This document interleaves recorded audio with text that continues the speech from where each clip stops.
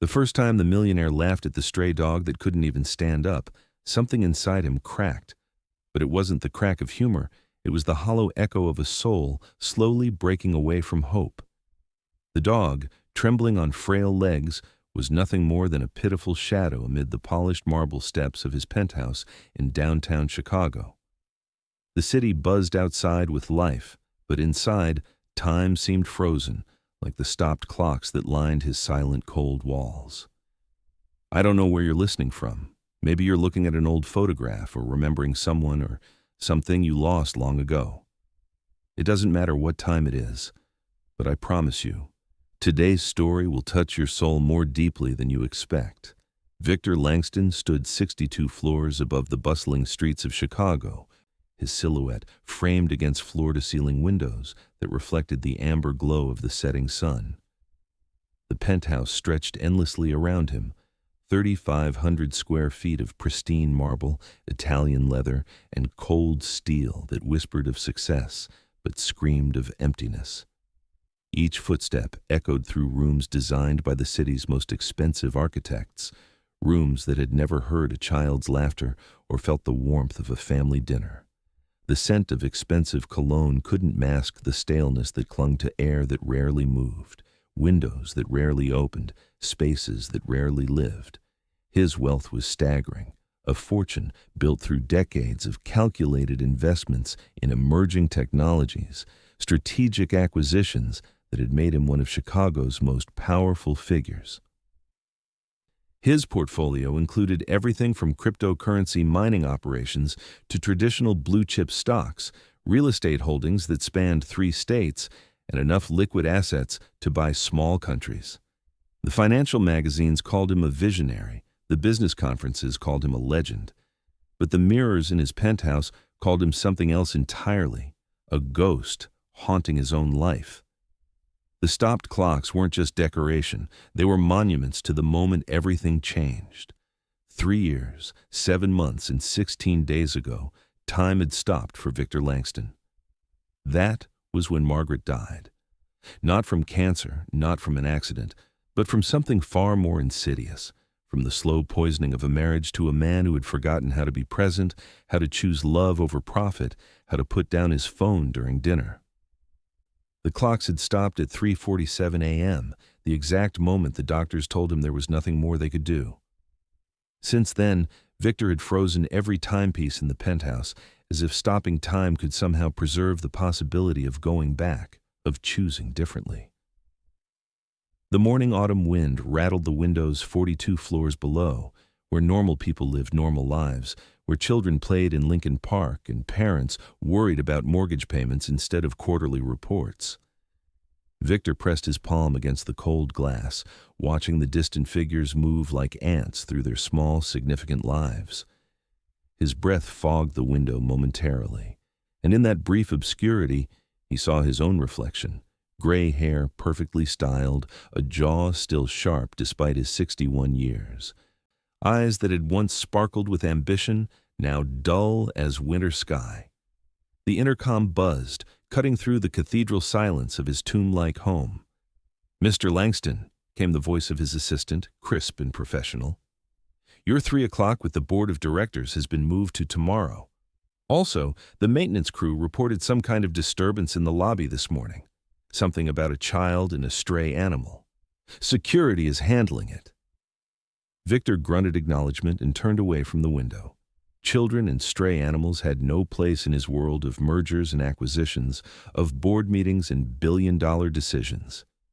He moved through his penthouse like a curator through a museum, past shelves lined with awards that meant nothing, past photographs of business dinners where everyone smiled without joy. The kitchen gleamed unused, stainless steel surfaces reflecting fluorescent lights, a wine collection worth more than most people's annual salaries, a dining table that seated 12 but had only ever served 1. The silence followed him everywhere, broken only by the whisper of climate control and the distant hum of traffic far below.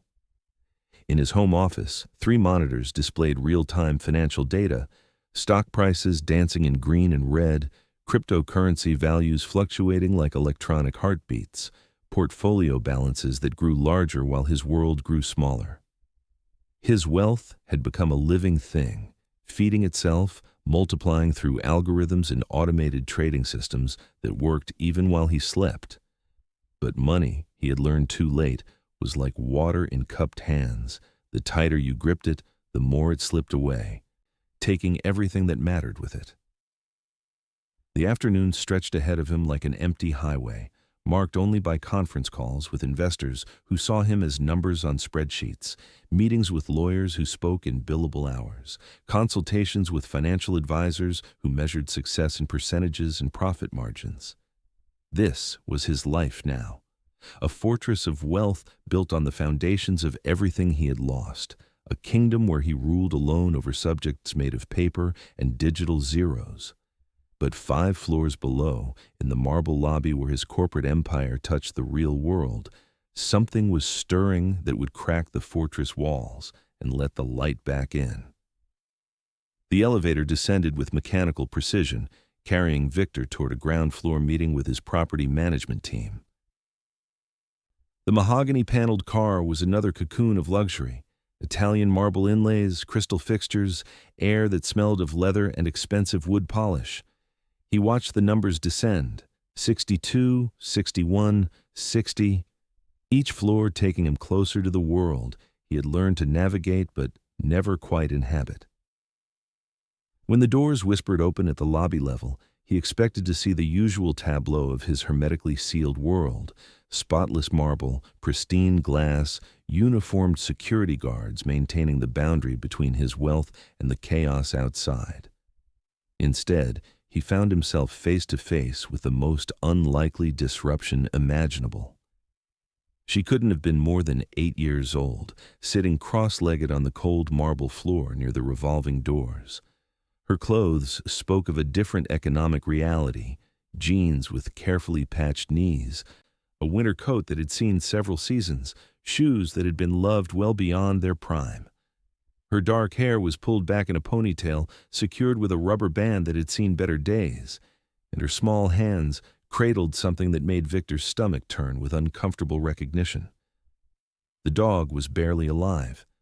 Its ribs showed through matted fur the color of Chicago dirt, and one of its hind legs twisted at an unnatural angle.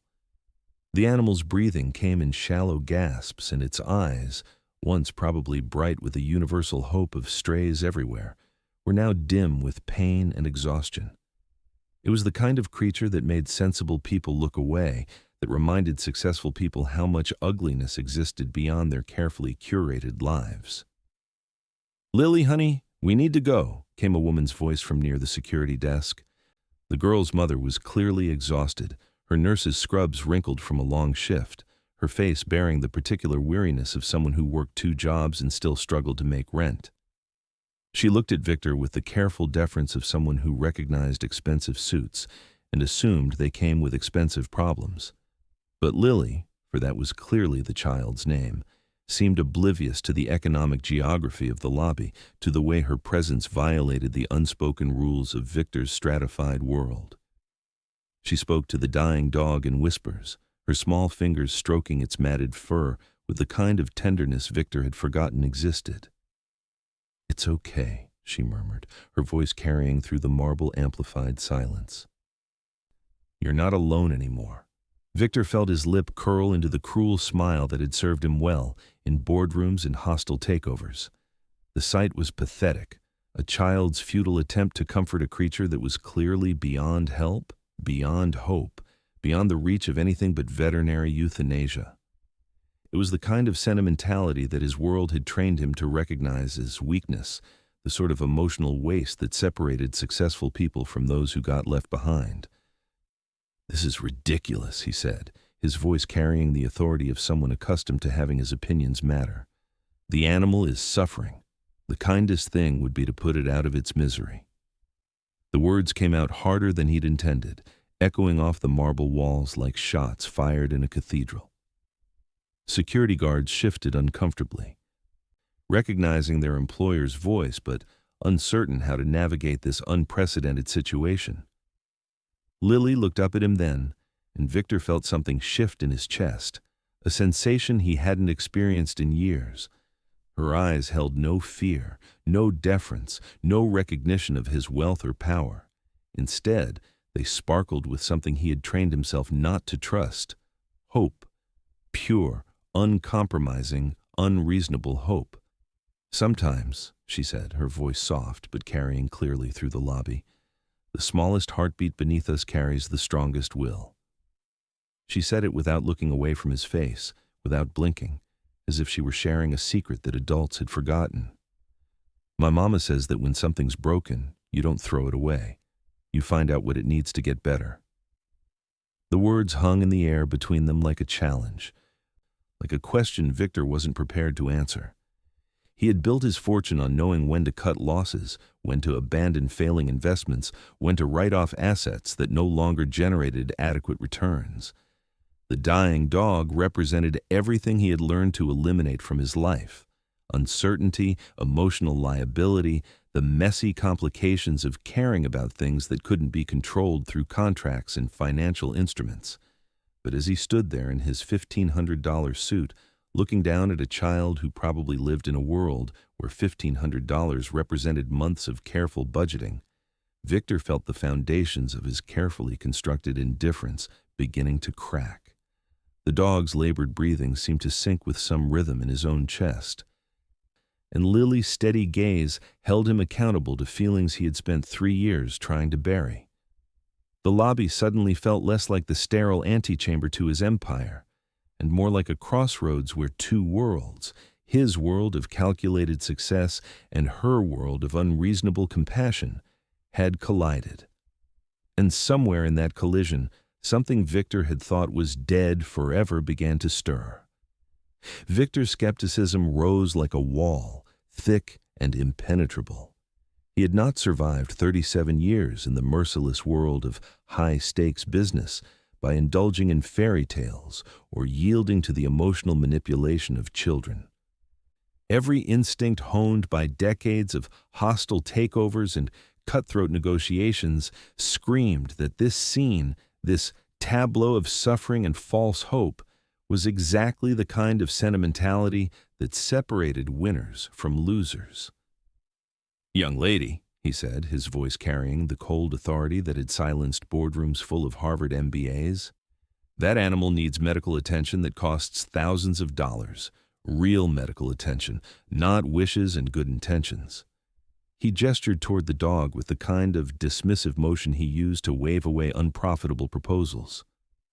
"Your optimism won't fix broken bones or cure whatever diseases that creature is carrying." Lily's mother moved closer, her face flushing with the particular embarrassment of someone whose child had overstepped social boundaries. "I'm so sorry, Mr." She clearly recognized wealth when she saw it, but didn't know quite how to address it. "Lily, come on. We need to let this gentleman get to his business." But Lily remained seated, her small hands never pausing in their gentle ministrations to the dying animal. "Mama always says that hope is free," she replied, looking up at Victor with those impossibly clear eyes. "And free things can be the most powerful." She turned back to the dog, whispering something Victor couldn't quite hear, words that seemed to calm the animal's labored breathing. Victor checked his Rolex, a platinum Daytona worth more than most people's cars, and felt irritation prickle across his skin like heat rash. He had meetings to attend, portfolios to review, acquisitions to evaluate. His time was literally money, billable at rates that would make corporate lawyers weep with envy. Standing in his own lobby, arguing philosophy with an 8-year-old while her dying pet contaminated his sterile environment was not just inefficient, it was insane. "Hope," he said, loading the word with all the contempt his experience had taught him, "doesn't pay veterinary bills. Hope doesn't buy medicine. Hope is what poor people use when they can't afford solutions." The words came out sharper than even he had intended, cruel enough to make Lily's mother gasp and step forward protectively. But Lily didn't flinch. Instead, she tilted her head slightly, studying Victor's face with the kind of intense focus usually reserved for very young children and very old souls. "Are you sad?" she asked. The question so unexpected that Victor felt his carefully constructed composure wobble.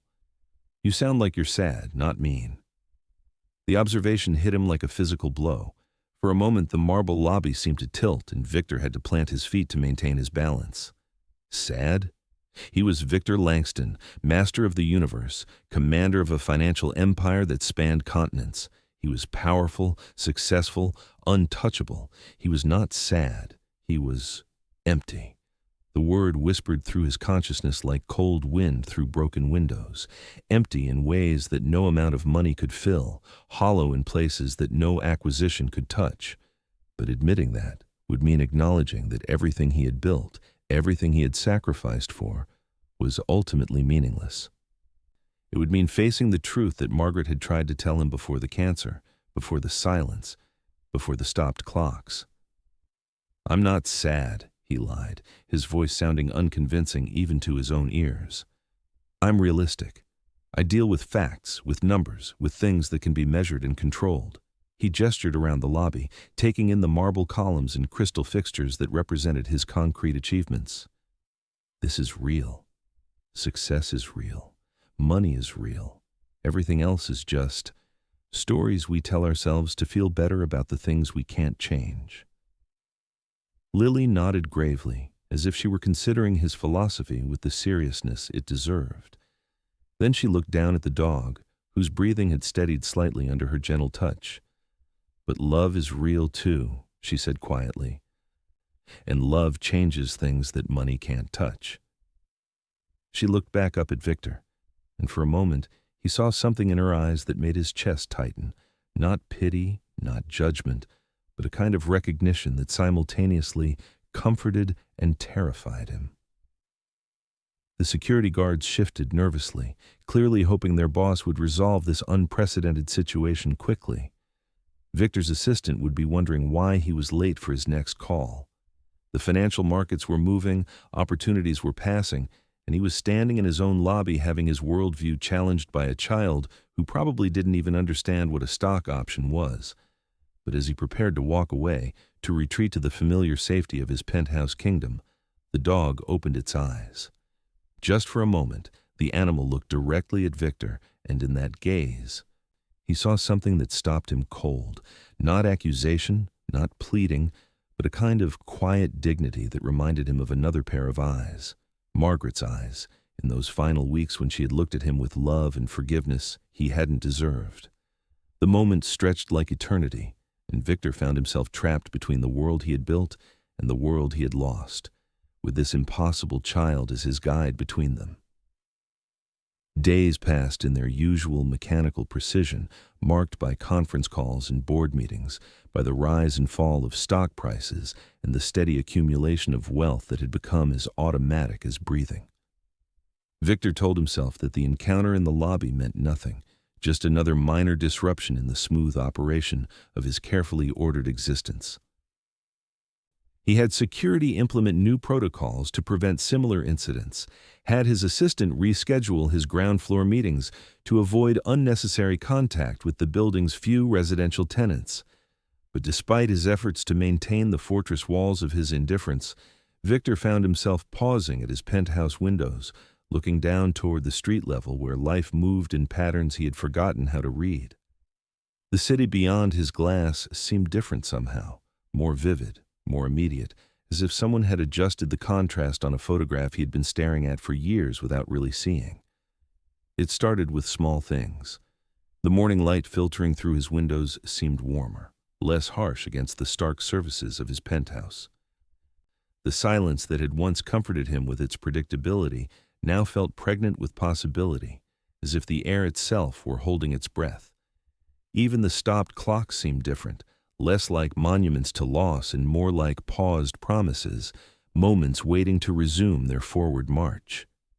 From his office on the 62nd floor, Victor had an unobstructed view of the small park across the street where Lincoln Avenue met State Street. Through his high-powered telescope, originally purchased for viewing his various real estate holdings across the city, he found himself tracking a familiar figure.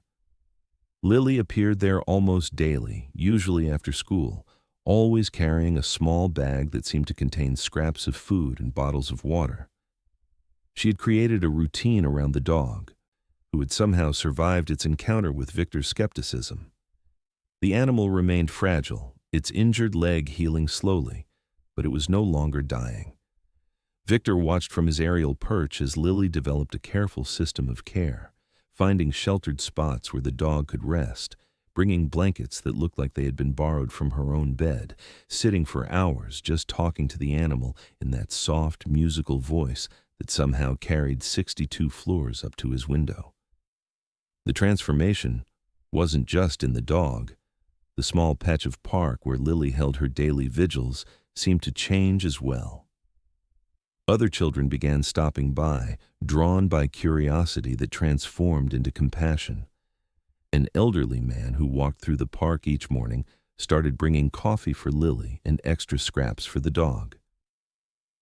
Even the park maintenance crew, initially frustrated by the unauthorized presence of a stray animal, began working around Lily's schedule, as if recognizing that something important was happening in their carefully manicured green space. Victor found himself scheduling meetings around Lily's appearances, positioning his office calls near the window where he could track her progress.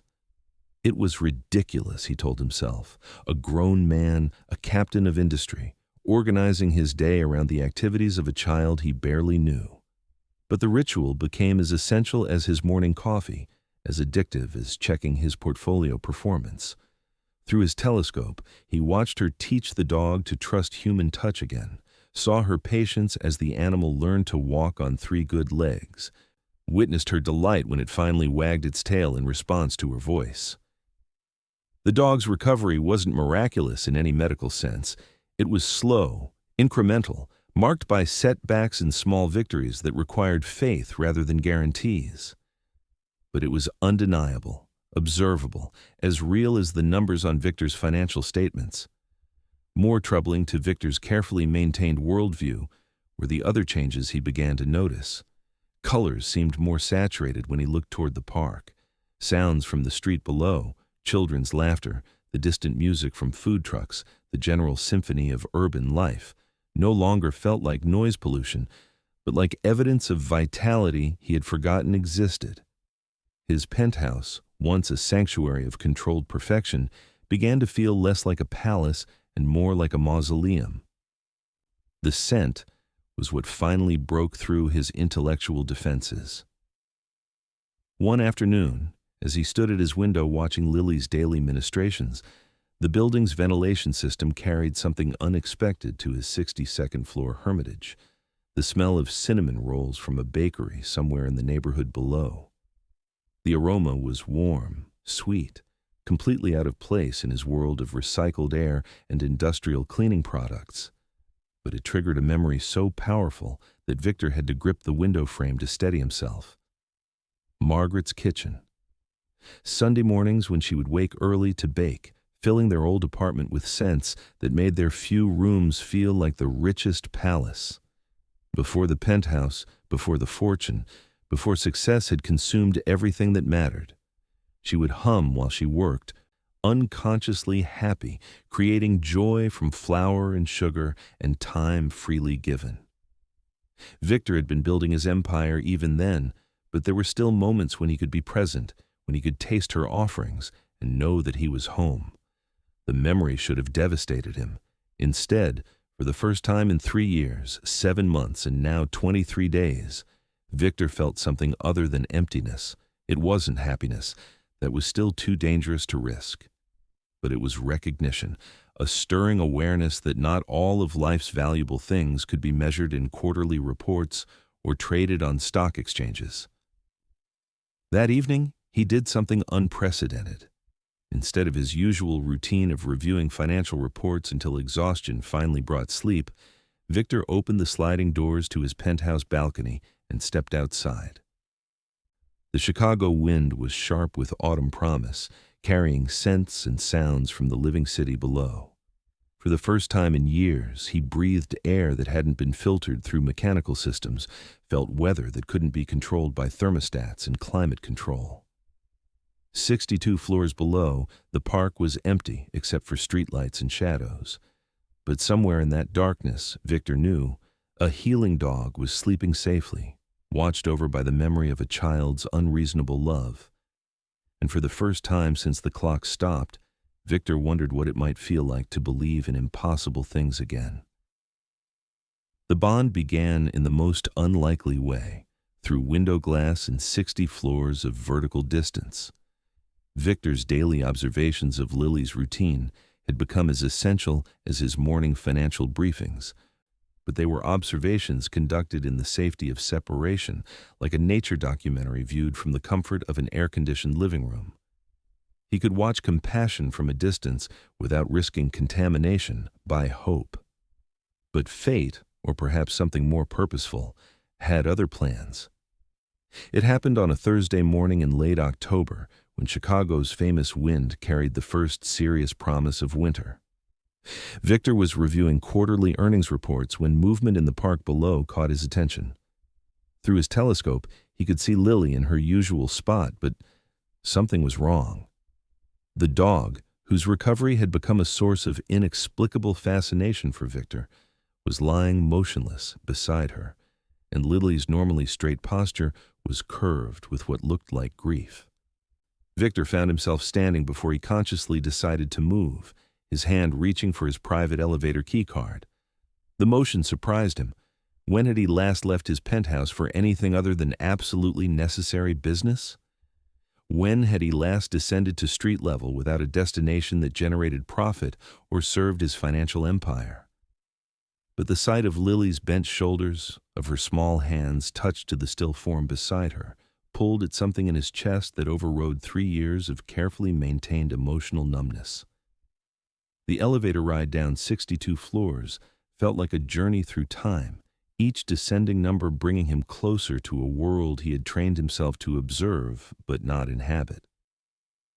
When the doors opened at street level, Chicago wind hit his face with a shock of immediacy. Not the filtered, climate-controlled environment of his penthouse, but real air that smelled of autumn leaves and city life and the particular dampness that promised rain. He found Lily exactly where his telescope had shown her, sitting cross-legged beside the dog in a small clearing surrounded by oak trees whose leaves were just beginning their transformation to gold. Up close, her grief was even more acute, tears tracking silently down cheeks that were red with cold, her small hands resting on the dog's still flank as if she could will life back through touch alone. "Is he?" Victor began, then stopped. The question felt absurd, inadequate. He who commanded board meetings and negotiated billion-dollar deals was suddenly speechless in the presence of a child's sorrow. Lily looked up at him, and Victor was struck by how much smaller she seemed without the magnification of his telescope, how fragile her bones looked beneath her carefully patched winter coat. But her eyes held the same clear steadiness that had unsettled him in the lobby, even brightened now by unshed tears. "He's not gone," she said quietly, her voice carrying absolute conviction. "He's just tired. Really, really tired." Her hand never stopped its gentle stroking motion, fingers working through fur that was cleaner and softer than it had been during their first encounter. "I think he used up all his strength getting better, and now he needs to rest." Victor knelt beside her then, his expensive suit touching the damp earth, his Italian leather shoes pressing into ground that would probably stain them beyond repair. From this angle, he could see the subtle rise and fall of the dog's chest, breathing so shallow it was barely perceptible but unmistakably present. The animal wasn't dead, but it was clearly fading, its brief recovery giving way to whatever deeper injury or illness had brought it to the brink of death in the first place. "I brought him some chicken," Lily continued, pointing to a small container beside her. "Mama cooked extra last night when I told her he wasn't eating. She says when creatures are sick, sometimes they need people food instead of dog food." The container held pieces of what looked like carefully deboned chicken breast, cooked simply but with obvious care. Victor realized that this meal probably represented a significant expense for Lily's family, protein that could have fed them but had been given freely to a dying stray. Something shifted in Victor's chest, a sensation he hadn't experienced since Margaret's final weeks. It wasn't pity. Pity was what you felt for strangers, for people whose suffering touched you briefly before you moved on to more important concerns. This was something deeper, more personal, more dangerous. This was recognition, the acknowledgement that he was witnessing something sacred, disguised as something ordinary. "What's his name?" Victor asked, though he wasn't sure why the question mattered. "I call him Hope," Lily replied, never taking her eyes off the animal's face. "Mama says that's a silly name for a dog, especially one that's—" She paused, searching for words. "But I think Hope is exactly what he needed. Hope that someone would find him, hope that someone would care. Hope that getting better was worth the hurt." The name hit Victor like a physical blow. Hope. The very concept he had trained himself to distrust, the emotional luxury he couldn't afford, the dangerous delusion that had led Margaret to believe their marriage could be saved even when his ambition was killing it by inches. Hope was what poor people clung to when they couldn't afford solutions. Hope was what children believed in before they learned that the world operated on contracts and quarterly earnings and the cold mathematics of profit and loss.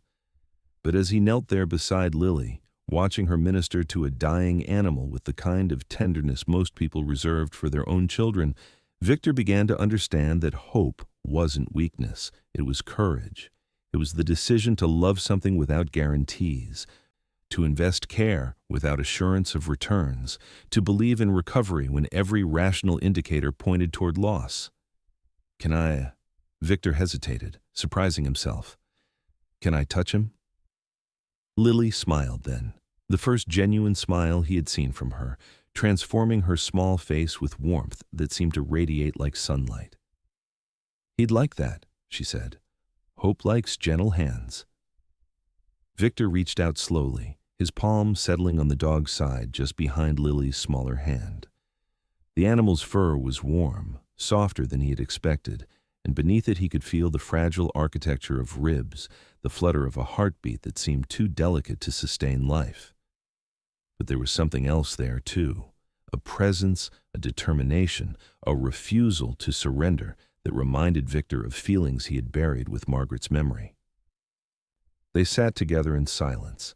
As afternoon faded toward evening, two unlikely companions sharing a vigil that had nothing to do with profit margins or strategic planning. Victor's knees began to ache from kneeling on cold ground. His suit absorbed dampness from the autumn air. His phone buzzed repeatedly with messages from his assistant about meetings he was missing and calls he should be taking. None of it mattered. For the first time in 3 years, 7 months, and 29 days, Victor was exactly where he needed to be. The crisis came without warning, as crises always do in stories where faith meets the immutable laws of biology and economics. It was Lily's mother, Maria, who delivered the ultimatum that would shatter the fragile world Victor and Lily had been building in their quiet corner of Lincoln Park. Victor had been visiting Hope daily for 2 weeks, a routine that had scandalized his assistant and mystified his security team, but had become as essential to his existence as his morning financial reports. He brought things that his wealth could provide: a proper dog bed, medications recommended by the veterinarian he had quietly consulted, premium food designed for recovering animals.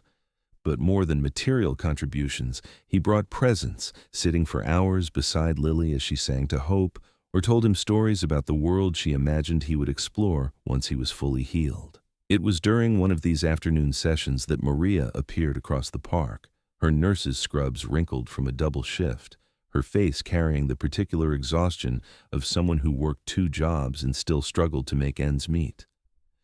Victor saw her before Lily did, watched as Maria's expression shifted from confusion to recognition, to something that looked uncomfortably like fear. "Lily Maria Santos," she called, her voice carrying the authority that only mothers possessed. "Come here right now." The use of Lily's full name signaled serious trouble, and Victor felt something cold settle in his stomach as the child reluctantly stood and walked toward her mother. He couldn't hear their conversation from across the park, but body language told the story clearly enough. Maria's gestures were sharp with worry and anger, her finger pointing first at Victor, then at Hope, then back toward what Victor assumed was their apartment building. Lily's responses were quieter, more defensive, her small shoulders set with the stubborn determination Victor had learned to recognize. The discussion grew more heated, voices carrying across the space between them like fragments of a storm. Finally, Lily broke away from her mother and ran back to where Victor sat with Hope. Her eyes were bright with tears she was fighting not to shed, and her voice shook with the kind of controlled emotion that spoke of conversations no 8-year-old should have to navigate. "Mama says I can't come see Hope anymore," she announced, her chin lifting with defiance even as her voice cracked. "She says you're going to hurt me, or take me away, or do bad things." The words came out in a rush, as if speaking them quickly might rob them of their power. "She says rich people don't help just to be nice, that they always want something back." Victor felt the accusation like a physical blow. Not because it was unfair, but because it was completely reasonable. What did he want from Lily? What had driven him to abandon his carefully controlled existence for daily visits to a city park where he sat on cold ground and talked to a dying dog? His motives weren't clear even to himself, and he could hardly expect an exhausted single mother to trust what he didn't understand. Maria approached them then, her face set in lines that spoke of hard decisions and protective instincts. She was younger than Victor had initially assumed, probably in her early 30s, with the kind of understated prettiness that came from good bone structure rather than expensive maintenance. Her scrubs bore the logo of Chicago General Hospital, and Victor noticed the calluses on her hands that spoke of work that involved more than sitting behind desks. "Mr. Langston," she said, and Victor was surprised that she knew his name. "I need to ask you to stop encouraging my daughter in this situation." Her gesture took in Hope, the park, the small oasis of care they had created. "Lily's been talking about nothing but you and this dog for 2 weeks. She's missing homework, skipping time with her friends, spending her allowance on dog food we can't afford." Victor started to speak, but Maria held up a hand that brooked no interruption. "I know who you are," she continued. "I know you're rich, I know you're powerful, and I know that people like you don't usually spend their time in parks with people like us. So I have to ask, what do you want from my daughter?"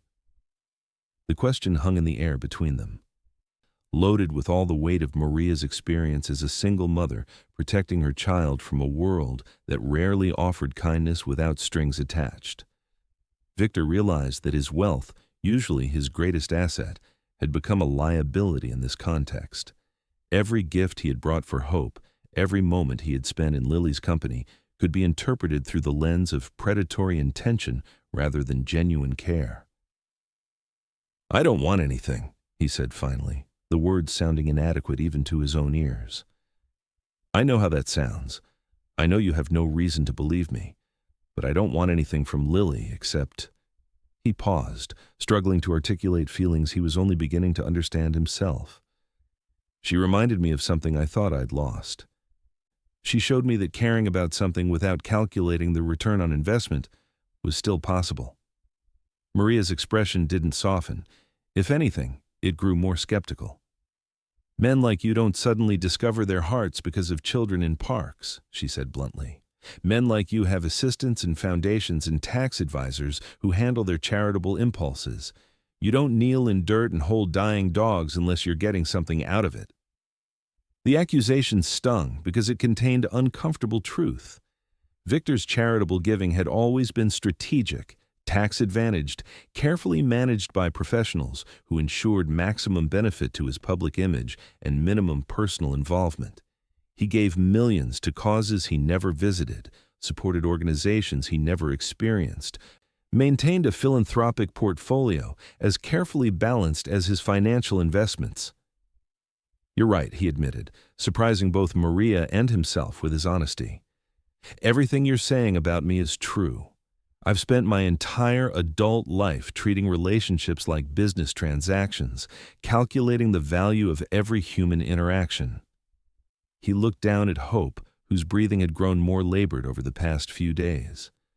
"But this dog is dying, and your daughter is the only reason he's lasted this long. That's not a business transaction. That's not strategic philanthropy.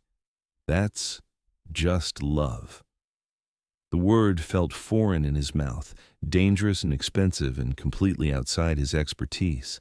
But it was the only word that accurately described what he had been witnessing between Lily and Hope. The only explanation for why his own carefully controlled existence had begun to crack open in response to their bond. Maria's skepticism remained, but Victor thought he saw something else flicker across her features. Not trust exactly, but perhaps the small possibility that her assessment might be incomplete.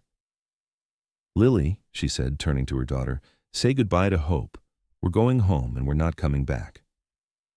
The finality in her voice broke something in Victor's chest. As he watched Lily kneel beside Hope for what might be the last time, whispering promises she might not be able to keep, he realized that losing them, would cost him something he couldn't afford to give up. Not again, not when he was just beginning to remember what it felt like to be alive. But as Maria took Lily's hand and led her away from the park, Victor understood that some things could not be negotiated, could not be acquired through financial leverage or business acumen. Some things could only be earned through the slow, patient work of becoming worthy of them. And he had no idea how to do that, or whether he had enough time to learn. Hope's condition deteriorated rapidly after Lily stopped coming. It was as if the dog had been sustained not just by her physical care, but by her emotional presence, as if her faith had been a kind of medicine that couldn't be replaced by Victor's expensive veterinary interventions. Within 3 days, the animal could no longer stand. Within a week, he was refusing food and water, his breathing becoming increasingly shallow and irregular. Victor found himself maintaining the vigil alone. Sitting in the park for hours each day beside an animal he had initially dismissed as worthless, waiting for death with the kind of patient attention he'd never given to anything that couldn't generate profit. His assistant rearranged his schedule around what she diplomatically called personal obligations. His board of directors whispered about his increasingly erratic behavior. His stock portfolio managed itself through automated systems while their creator knelt on cold ground, talking to a dying dog about regrets he had never articulated to another living being. "I don't know if you can hear me," Victor found himself saying during one of these lonely watches, his voice barely above a whisper. "I don't know if any of this matters to you, but Lily believed it did, and she's the wisest person I've ever met, so maybe there's something to it." His hand rested on Hope's still flank, feeling the increasingly irregular rhythm of breathing that was clearly approaching its end. "She changed everything," he continued, the words coming easier now that he had started. "Not just for you, for me too. I'd forgotten that love existed without contracts, that care could be given without calculating returns. I'd forgotten that Margaret tried to teach me that before the cancer, before I lost her to my own stupidity." The admission felt like confession, like prayers he had never learned to pray. Hope's eyes opened then, just for a moment, and Victor could swear the animal was looking directly at him, not with accusation or pleading, but with something that looked almost like understanding, as if the dog knew exactly what Victor was struggling to say, exactly what weight he was trying to lift from his own shoulders.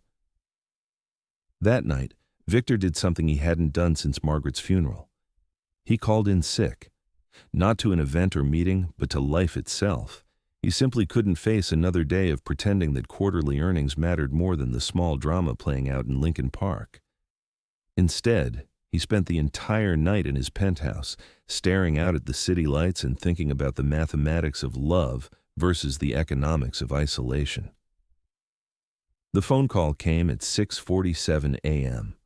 Victor's private line, the number only a handful of people possessed, rang with the particular urgency that usually signaled financial catastrophe or family emergency. Since Victor had no family left to generate emergencies, he assumed the call concerned his business empire. Perhaps a market crash, a failed acquisition, a hostile takeover that required immediate attention. Instead, It was Lily's voice, small and scared and completely unexpected. "Mr. Langston," she whispered, and Victor could hear the tears in her voice. "I'm sorry to call you, but I found your number in the phone book, and I didn't know who else." Her voice broke, and Victor felt his chest constrict with fear for reasons he couldn't immediately identify. "Lily, what's wrong? Are you hurt? Where's your mother?" "Mama's at work," Lily replied, her voice still tearful but growing stronger. "She had to take an extra shift because Mrs. Rodriguez is sick, and she won't be home until tomorrow morning. But I had a dream about Hope, and in the dream, he was trying to tell me something important, but I couldn't understand what it was." Victor found himself reaching for his clothes before he consciously decided to leave the penthouse. "Where are you now?" he asked, already moving toward his private elevator. "I'm in the park," she said, her voice so quiet he had to strain to hear her. "I snuck out after Mama left for work. I know she said I couldn't come anymore, but Hope needed me, and I couldn't just stay home knowing he was alone and scared." The elevator ride down 62 floors felt like falling through space, each descending number bringing Victor closer to something he couldn't name, but knew was important beyond measure.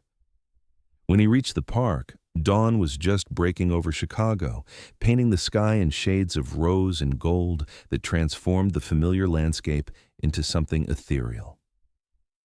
He found Lily sitting in their usual spot, but everything else had changed. Hope was no longer lying on his side, struggling for breath. Instead, he was sitting upright, his head raised toward the dawn sky, his tail moving in what could only be called joy. His injured leg, which had dragged uselessly for weeks, was supporting his weight. His eyes, which had grown dim with approaching death, sparkled with unmistakable vitality. "He was waiting for you," Lily said simply, as if miraculous dog recoveries were perfectly ordinary occurrences. "When I got here, he was already sitting up like this, like he knew you were coming." Victor knelt beside them, his hand reaching automatically for Hope's head. The dog's fur was warm, his breathing strong and regular, his entire posture radiating health that seemed to have materialized from nowhere. Every rational explanation Victor's mind generated, spontaneous recovery, misdiagnosis, the temporary rally that sometimes preceded death, crumbled in the face of what he was witnessing. "This isn't possible," he murmured, more to himself than to Lily. "Maybe," she replied, her small hand joining his on Hope's head. "Possible isn't the same as real. Maybe real is what happens when you love something enough to believe it can get better, even when it looks like it can't." She looked up at Victor, and in the dawn light, her eyes seemed to hold depths of wisdom that belonged to someone much older. "Mama says miracles don't happen because you deserve them. They happen because you need them, and because somebody loves you enough to believe they can." Hope stood then, took a tentative step, then another.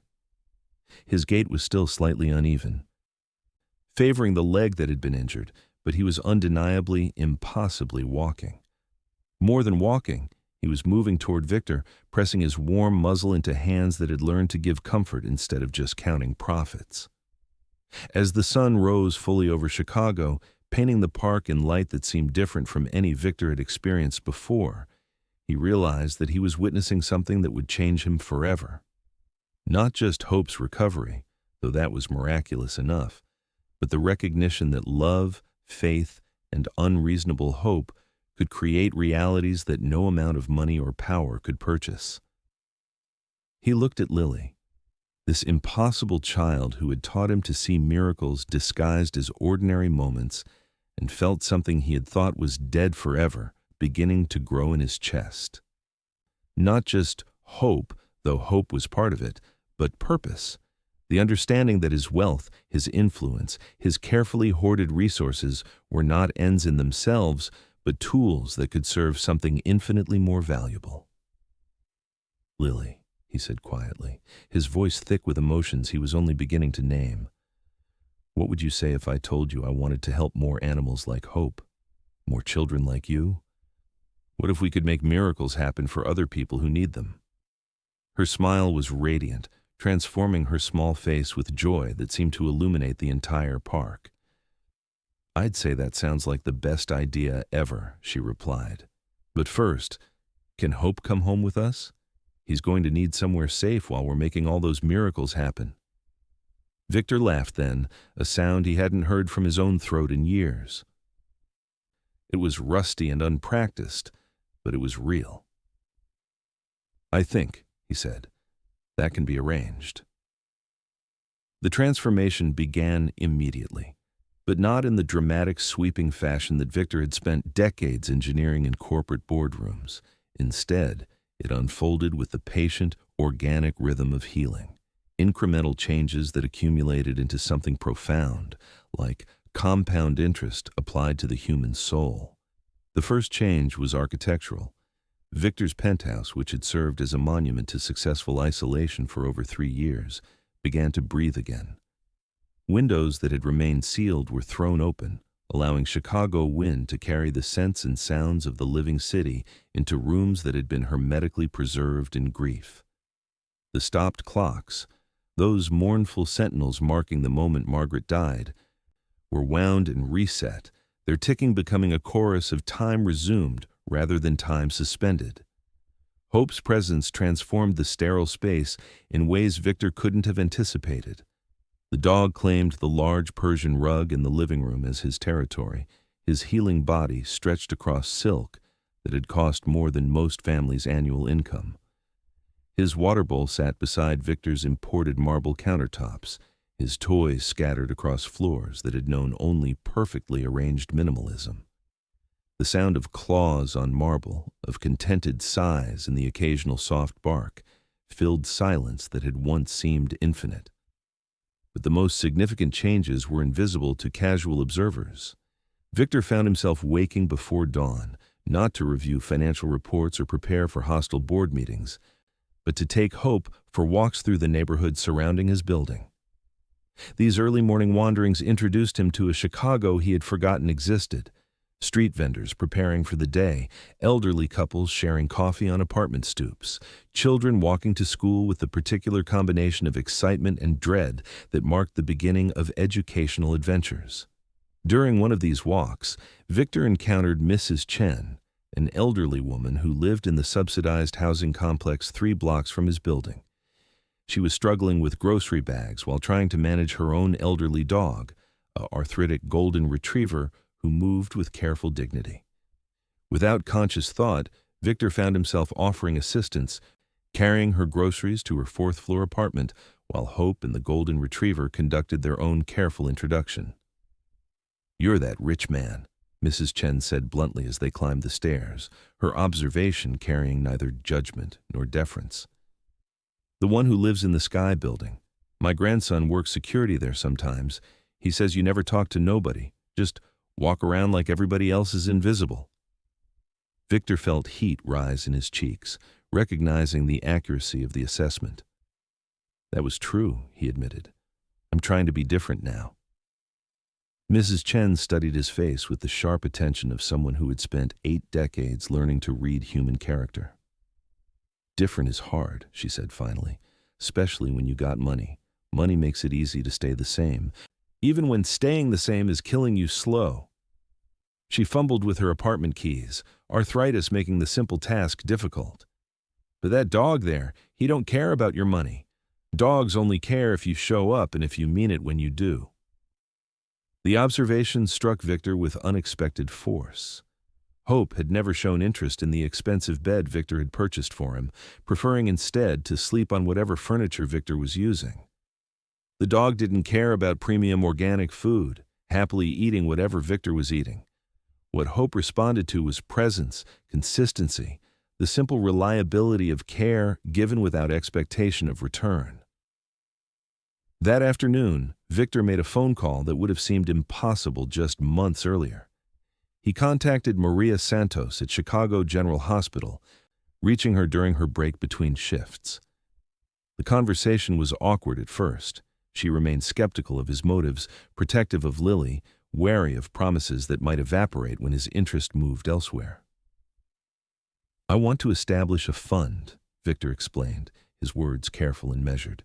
"Not charity in the traditional sense, but something different. something that helps children like Lily and animals like Hope, but also something that connects them, that creates the kind of bonds that heal both sides. Maria's silence stretched long enough that Victor wondered if the call had been disconnected.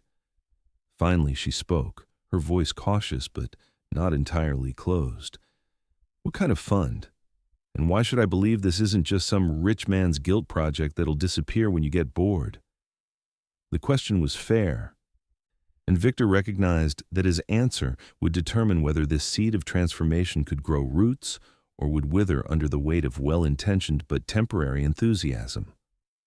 "Because," he said slowly, "Lily saved my life, and I'd like to spend whatever time I have left trying to deserve that gift. This isn't charity, Maria. This is gratitude with a business plan." 2 weeks later, the Hope Foundation held its first official meeting in Victor's penthouse. The gathering was small. Victor, Maria, Lily, Dr. Elizabeth Morrison from the Chicago Animal Welfare Society, and Father Miguel Santos from St. Catherine's Parish, who turned out to be Maria's uncle and Lily's beloved Tio Mike. Hope served as an unofficial mascot, moving carefully but confidently through the group, accepting attention with the gracious dignity of someone who understood his role in bringing these people together. The Foundation's mission was deceptively simple: to connect children from underserved communities with injured or abandoned animals, creating therapeutic partnerships that would heal both sides of the equation. Children would learn responsibility, compassion, and the value of commitment through caring for animals who needed patient love. Animals would receive the kind of dedicated attention that professional shelters, however well-meaning, couldn't provide. But the Foundation was also designed to address something more complex: the isolation that Victor had experienced, the disconnection from meaningful purpose that seemed to afflict successful people who had acquired wealth without acquiring wisdom. The program would include mentorship opportunities, chances for affluent individuals to participate in care rather than simply write checks, bridges between communities that rarely intersected despite sharing the same city. "It's not enough to just fund this," Victor told the group, his voice carrying conviction that surprised even him. "I want to be part of it. I want other people like me, people who've forgotten how to be present, how to care about something that can't be monetized, to remember that love is the most valuable currency we have." Lily listened to the adult conversation with the serious attention she applied to everything important, Hope's head resting on her lap as she absently stroked his ears. When Victor finished outlining his vision, she raised her small hand like a student in school. "Mr. Langston," she said formally, though her eyes sparkled with familiar warmth, "does this mean more kids get to meet their own hope? And more hopes get to meet their own kids?" "Exactly," Victor replied, kneeling down to her eye level. "That's exactly what it means." As autumn deepened into winter, the Foundation's first pilot program began operating out of a converted warehouse space Victor purchased in Pilsen, a neighborhood where Hope's story had started. The space was bright and welcoming, designed to feel more like a community center than an institutional facility. Children arrived after school and on weekends, each paired with an animal that needed specialized care: dogs recovering from injury, cats who had been abandoned, rabbits and guinea pigs who required patient socialization. Victor found himself there daily. No longer the distant CEO managing operations from 62 floors above street level, but a participant in the messy, immediate work of healing. His hands, which had once touched only keyboards and signed only contracts, learned to clean kennels and mix medications and hold frightened animals, while children learned to approach them with the kind of gentle confidence Lily had shown with Hope. The financial media noticed Victor's transformation, spinning articles about the reformed tycoon and his unusual philanthropic venture. But Victor found he no longer cared about his public image or professional reputation. The only metrics that mattered now were the ones he could measure in wagging tails and children's laughter, in animals who learned to trust again, and kids who discovered their own capacity for nurturing leadership. 3 months into the program, Victor received a phone call that crystallized everything the Foundation represented. It was from Jennifer Walsh, a social worker at Chicago Children's Hospital, calling about a 7-year-old boy named Marcus who had been in the system since his grandmother's death. Marcus was angry, withdrawn, hostile to authority figures, and skeptical of adult intentions. But he had asked specifically to visit that place with the hurt animals, having heard about the foundation through a school counselor. He says he wants to take care of something that's scared, Jennifer explained. He says he knows how scared feels and maybe he can help. Victor felt his chest tighten with recognition. He saw himself in that description, the scared, angry part that had built walls around wealth, that had confused acquisition with accomplishment, that had forgotten the difference between being powerful and being strong. But he also saw hope in it, saw Lily, saw all the broken things that could be mended when fear was met with patient love instead of dismissive efficiency. "Bring him in," Victor said. "We'll find the perfect match." As winter snow began falling outside his foundation office windows, Victor realized that the miracle Lily had shown him wasn't just Hope's recovery or his own emotional resurrection.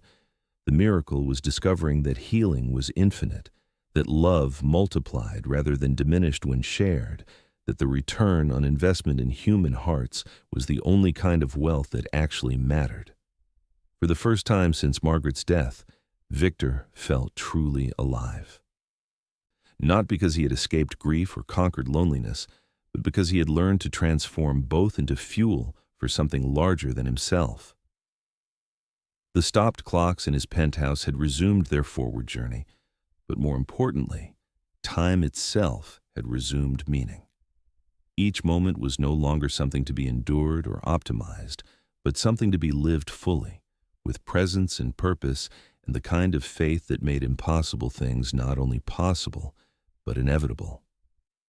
The winter that followed became known among the Foundation's growing community as the Season of Miracles.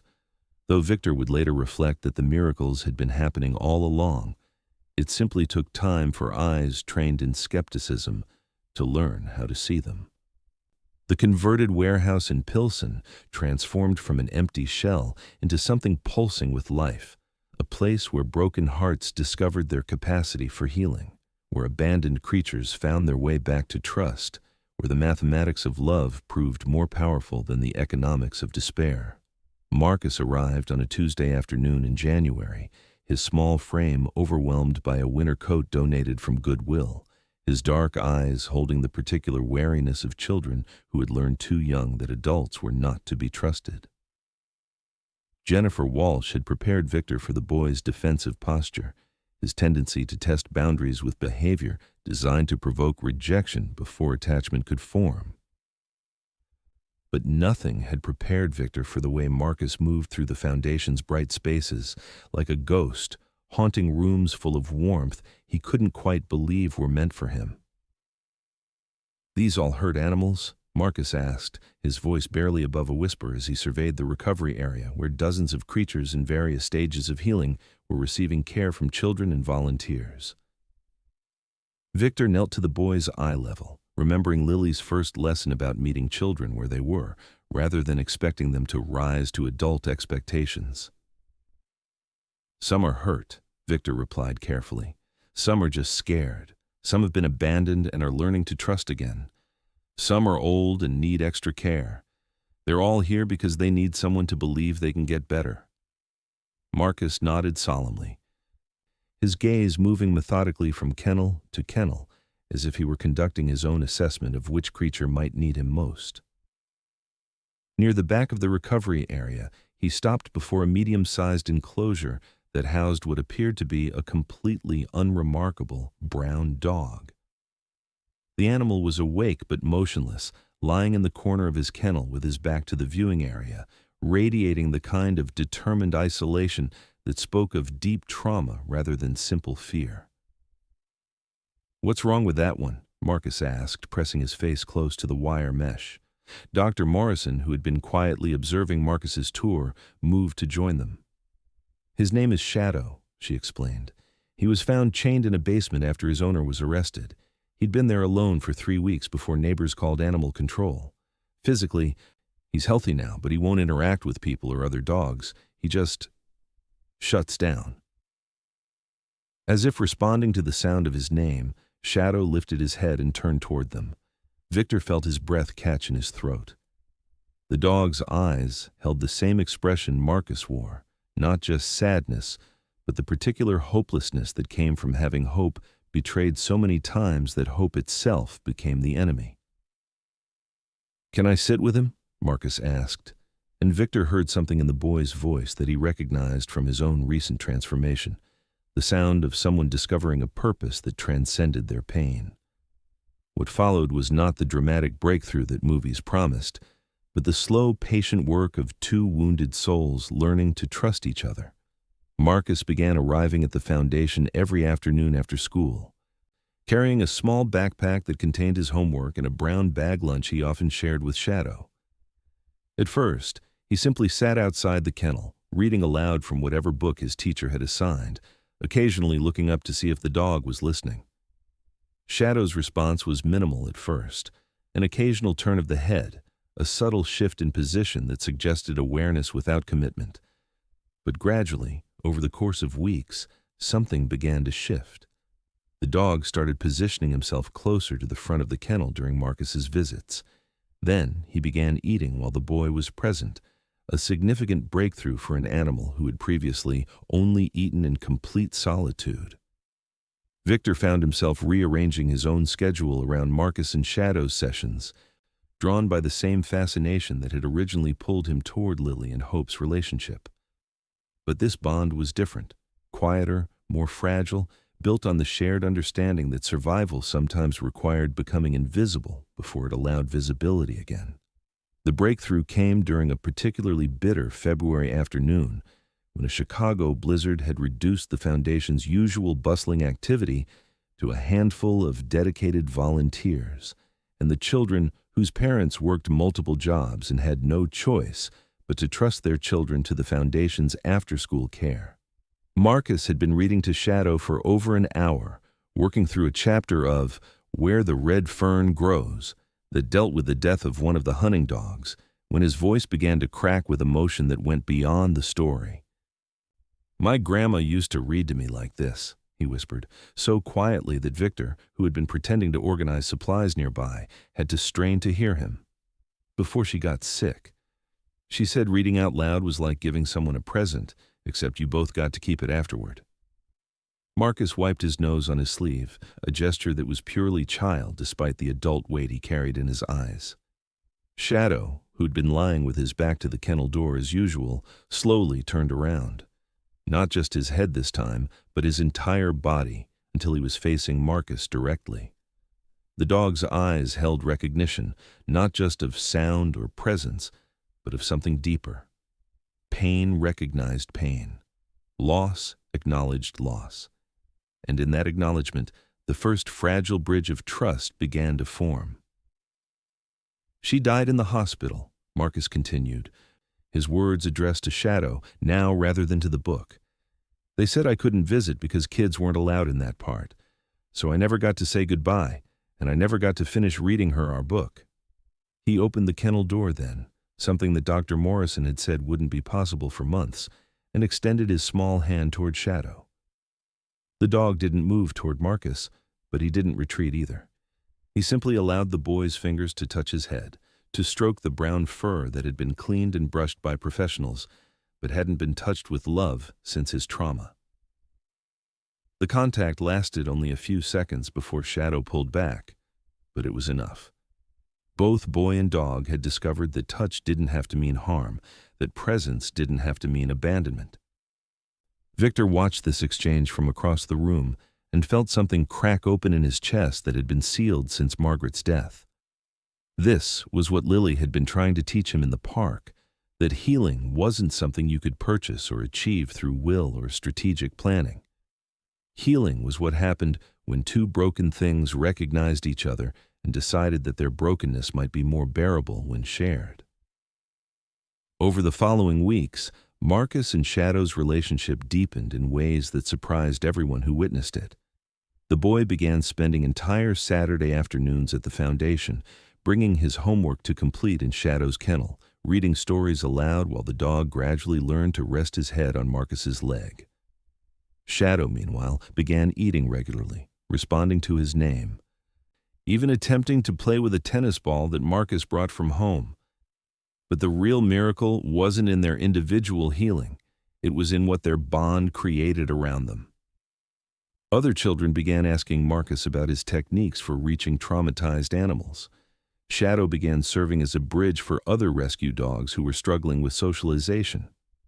The foundation's staff started referring to them as the Hope Team, acknowledging their role in proving that the most profound healing often happened between creatures who understood each other's wounds.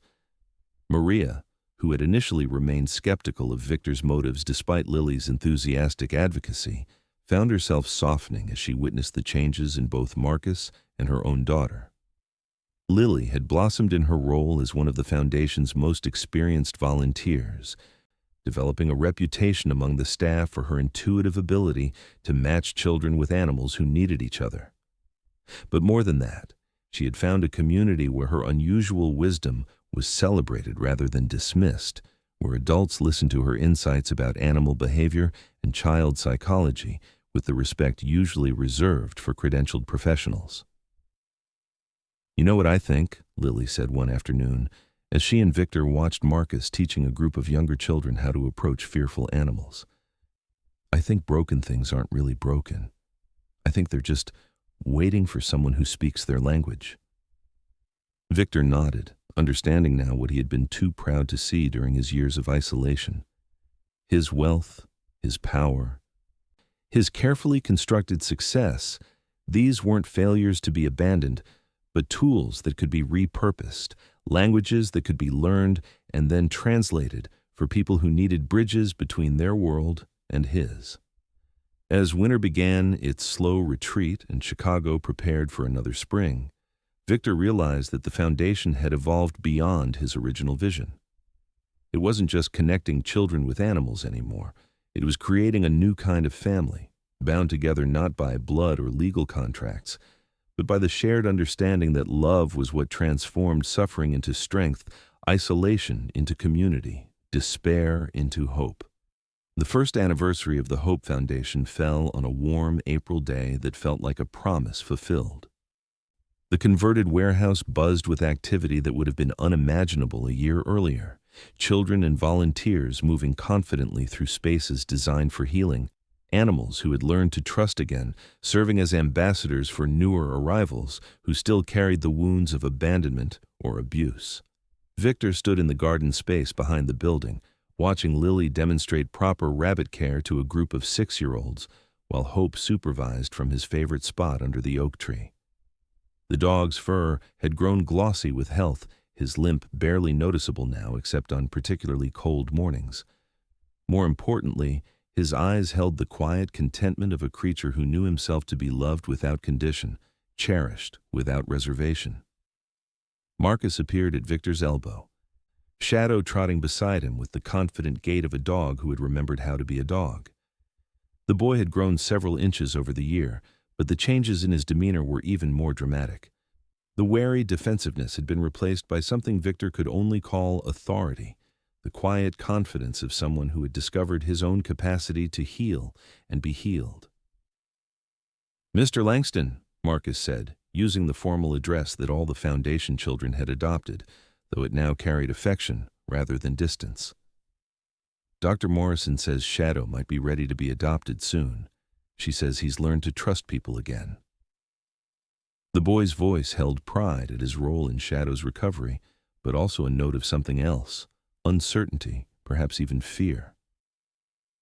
Victor knelt to Marcus's level, a gesture that had become automatic over the months of working with children who needed to be met where they were, rather than where adults expected them to be.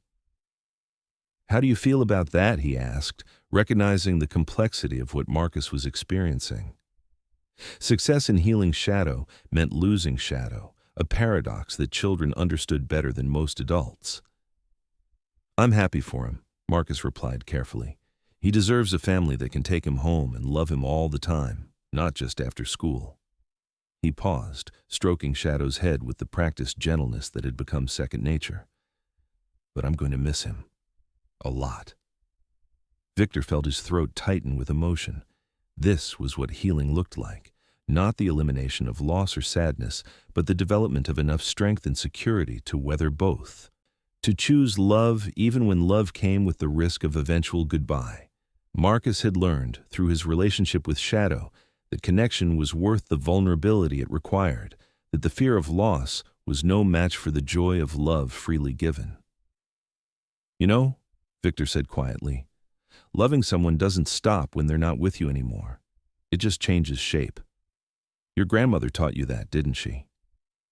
Marcus nodded, his eyes bright with unshed tears that spoke of grief transformed into gratitude rather than bitterness dissolved by denial. And besides, Victor continued, glancing toward the bustling activity in the recovery area, there's a new dog coming in tomorrow, a beagle mix who was found abandoned on the side of the highway. Dr. Morrison thinks she might need someone with your particular expertise in helping scared animals remember how to trust. Marcus's face lit up with the expression Victor had learned to treasure. The look children wore when they discovered their own power to make a difference, their capacity to transform pain into purpose. Really? What's her name? She doesn't have one yet, Victor replied. Dr. Morrison thought you might want to help her choose one. She thought you'd be the best person to figure out what she needs to be called. As Marcus ran off to tell Lily about the new arrival, Shadow following at his heels with the devoted loyalty of a dog who had learned that some humans were worthy of trust, Victor felt a deep satisfaction settle in his chest. This was what Margaret had been trying to tell him during those last months when his phone calls and board meetings had taken precedence over her need for presence. This was what success actually looked like, not the accumulation of wealth or power, but the multiplication of love, the creation of connections that enriched everyone they touched. The afternoon sun was slanting low through the warehouse windows when Maria approached Victor, her nurse's scrubs replaced by jeans and a sweater that spoke of a rare day off spent at the foundation that had become a second home for her and Lily. Over the months, her initial skepticism had transformed into something deeper, not just trust in Victor's intentions, but partnership in his mission. She had become the Foundation's unofficial director of family services, helping to vet potential adoptive families and ensuring that the children who participated in the program received the support they needed beyond their animal care responsibilities. I wanted to thank you, she said simply, settling onto the bench beside him in the garden space. Not just for the Foundation, though that's been incredible, but for showing Lily that her gift for understanding people and animals isn't something she needs to hide or tone down. For the first time in her life, she's in a place where being exactly who she is makes her valuable instead of weird. Victor felt heat rise in his cheeks, recognizing how close he had come to dismissing that same gift during their first encounter in the lobby. I think, he replied carefully, that Lily was always valuable. She just needed adults who were wise enough to recognize it. He paused, watching his unlikely daughter figure demonstrate the proper way to hold an anxious rabbit, her voice carrying clearly across the garden as she explained the importance of supporting the animal's hindquarters. She saved my life, you know, literally. I was dying in that penthouse just as surely as Hope was dying in the park. I just didn't know it yet. Maria nodded, understanding flickering in her eyes. Over the months, she had witnessed Victor's transformation from the distant mogul she had initially distrusted to something approaching family, not in the legal sense, but in the deeper way that mattered more. He had become a presence she could count on, a source of stability and resources that had allowed both her and Lily to flourish in ways that their previous struggles had made impossible. What happens next? She asked, gesturing toward the Foundation's busy spaces where dozens of children and animals were engaged in the work of mutual healing. This has grown so much faster than any of us expected. We're getting calls from other cities, requests for consultation, applications from people who want to start similar programs. Victor considered the question seriously. The Foundation's success had indeed exceeded his most optimistic projections, both in terms of the number of animals and children they were serving and in the depth of healing that was taking place. But success, he had learned, brought its own challenges. How to maintain the personal, what an intimate atmosphere that made the Foundation effective while scaling up to serve more people. How to ensure that growth didn't compromise the quality of care that had made Hope and Shadow's recoveries possible. "I think," he said slowly, "that we need to be very careful about how we grow.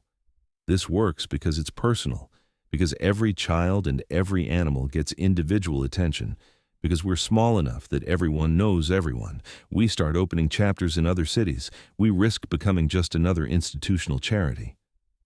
"But we could help so many more," Maria pointed out, voicing the dilemma that had been keeping Victor awake at night. "There are children everywhere who need what Marcus found here, animals everywhere who need what Hope found." "True," Victor agreed. "But maybe the answer isn't replicating this program exactly. Maybe it's teaching other people how to create their own versions, adapted to their communities, their specific needs." He gestured toward Lily, who was now sitting cross-legged in the grass with 3 rabbits arrayed around her like furry satellites. Lily didn't need a foundation to start helping Hope. She just needed someone to believe in what she was doing and give her the resources to do it better. As the afternoon faded toward evening and parents began arriving to collect their children, Victor found himself in the warehouse's main space, surrounded by the gentle chaos of end-of-day cleanup. Kennels were being cleaned, supplies organized, the next day's activities planned by volunteers who had become as invested in the Foundation's mission as he was. The sound was different from the silence of his penthouse, not the absence of noise but the presence of purpose, the buzz of activity that came from people engaged in work that mattered. Hope appeared at his side, as the dog always did when Victor paused too long in one place, pressing his warm flank against Victor's leg in a gesture of companionship that had become as natural as breathing. Victor's hand found the familiar texture of the dog's fur, feeling the strong heartbeat beneath that had once fluttered so weakly in Lily's small hands. "You started all this, you know," Victor murmured to Hope, who gazed up at him with the serene confidence of a dog who knew himself to be exactly where he belonged. "If you hadn't been dying in that lobby, if Lily hadn't refused to give up on you, I'd still be up there in my tower, counting money instead of moments." As if summoned by the mention of her name, Lily appeared from the rabbit enclosure, her jeans grass-stained and her hair escaping from its ponytail in the way that spoke of an afternoon spent fully engaged in the physical work of animal care. At 13, she had grown tall and graceful, but she still moved with the same purposeful energy that had first caught Victor's attention. The wisdom in her eyes had deepened, tempered by experience, but not dimmed by it. "Hope knows," she said simply, settling onto the floor beside them and gathering one of the Foundation's cats into her lap. "Dogs always know when they're important. It's people who forget sometimes." Victor laughed, recognizing the truth in her observation. Hope had never doubted his significance in the chain of events that had led to this moment. It was Victor who had needed convincing that small acts of love could reshape entire lives, that miracles were not violations of natural law, but natural law operating at levels most people forgot to perceive. As the sun set over Chicago, painting the warehouse windows in shades of gold that transformed the utilitarian space into something ethereal, Victor felt the deep satisfaction that came from a life lived in alignment with its deepest values. The numbers in his various bank accounts continued to grow, the investments continued to generate returns, the business empire continued to function. But those external measures of success had become background music rather than the symphony of his existence. The real wealth was measured in transformations he witnessed daily. Marcus teaching a new child how to approach a frightened animal, Shadow serving as a therapy dog for children who had experienced trauma, Hope moving through the Foundation's spaces with the dignity of an elder statesman whose wisdom had been hard-won. The real success was quantified in letters from families who had adopted foundation animals, in test scores that improved when children learned they had the power to heal broken things, in the quiet confidence that grew in young people who discovered their capacity to make a difference. But perhaps the most profound measure of what the foundation had accomplished was visible in the way Lily moved through her expanded world. She had grown from a child whose unusual empathy marked her as different into a young woman whose gifts were recognized as extraordinary. Universities were already sending recruitment letters despite her age. Scholarships were being offered for programs that would channel her intuitive understanding of animal behavior into formal education. Yet for all the doors that were opening for her, Lily remained grounded in the simple truth that had guided her first encounter with Hope. Love given freely, without expectation of return, had the power to create impossibilities. It was a truth that had transformed Victor's understanding of wealth, success, and what it meant to live a life of meaning.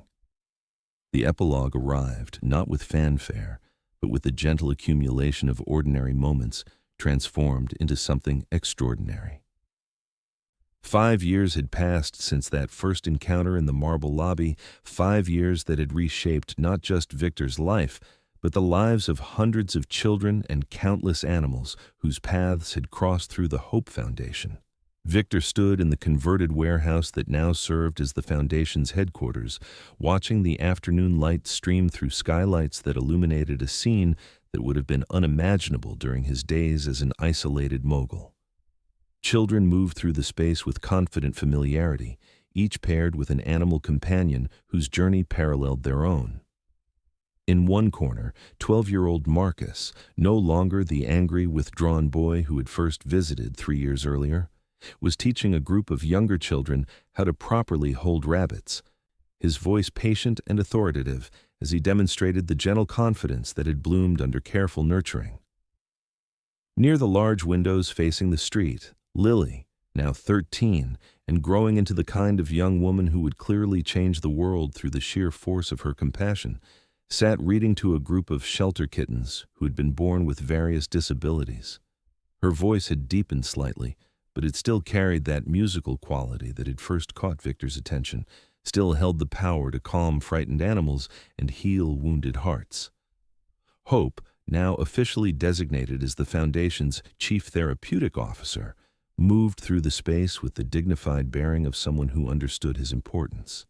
His limp had never completely disappeared, but it had become part of his character rather than a limitation, a reminder that healing didn't always mean returning to exactly what you were before. Sometimes it meant becoming something better. Children gravitated toward him instinctively, drawn by the wisdom that seemed to radiate from his gentle eyes, the patient understanding that came from having survived the worst and discovered it wasn't the end of the story. The Foundation had grown beyond Victor's initial vision. What started as a simple program connecting children with healing animals had evolved into something more comprehensive, a model for community healing that was being replicated in cities across the country. There were educational components, family counseling services, job training programs for older teens, and partnerships with local schools that integrated animal-assisted therapy into traditional academic curriculum.